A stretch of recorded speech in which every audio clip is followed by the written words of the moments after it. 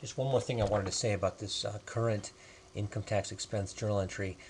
Most times, companies will have already recorded some kind of estimate of tax expense during the year, just a really ballpark figure. So, say in this case, say they would have recorded $1,500,000 already as the same entry, same debit, same credit, but earlier in the year. So they would have $1,500,000 already sitting there in their expense and $1,500,000 sitting there in their payable. Now we've done this more exact calculation and we arrive at these numbers. The journal entry would just be to get the $1,500,000 up to this amount. So it would only be 251,238. Okay, so slight difference there. The reason why these are the full numbers is because this company hadn't recorded any federal tax expense or income tax expense at all in the year. Okay, moving on to the deferred tax component of the provision. Remember that the deferred tax liability or the deferred tax asset is the amount of tax that you will either pay or see a reduction in the future because of temporary differences that occur this year.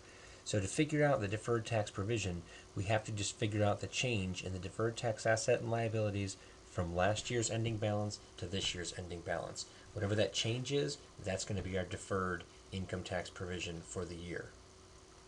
Okay, so this you can read through this right here. This kind of gives a good explanation of what I just said and some other details.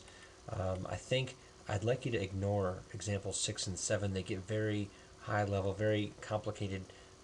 At least ignore them until you have an idea of what this deferred concept is talking about. It's good stuff, but it's just it's higher level. What I want to skip down to them and just get right to this example 17.8 to help you try and figure out how we would calculate a deferred tax liability. Now, what the book does is it separates our temporary differences into taxable and deductible, and they're going to deal with the deferred tax asset or liability separately.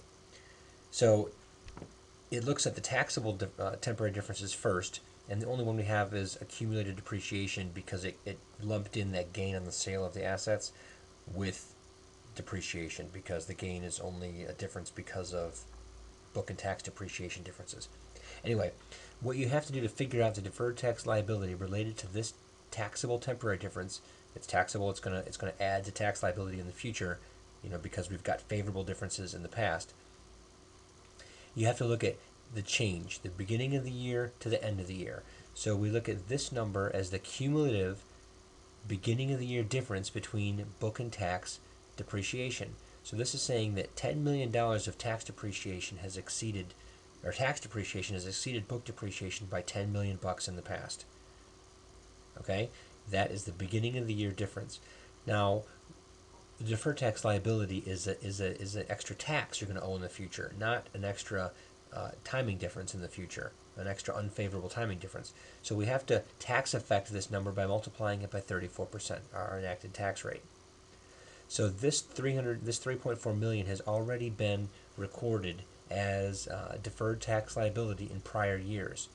Now all we have to do now is look at what change happened this year and what does that affect? What effect does that have on our ending deferred tax liability? From our timing differences earlier, our favorable $700,000 temporary difference for depreciation minus the $16,000 unfavorable relating to the gain on sale, we have $684,000 temporary difference that was favorable this year that will add to our future taxable temporary differences. So here's the difference as it relates to this year. We add that to the $10 million that we had coming into this year, and we get $10,684,000 as our ending cumulative timing difference. And then we have to tax affect that at 34% to get our ending deferred tax liability. This change between beginning and ending represents the deferred tax liability for this item. So you can see that the journal entry then to record that is since the liability went up, we need to credit the liability and the debit is to deferred income tax expense. That's recording the future tax expense increase related to the temporary difference from this year.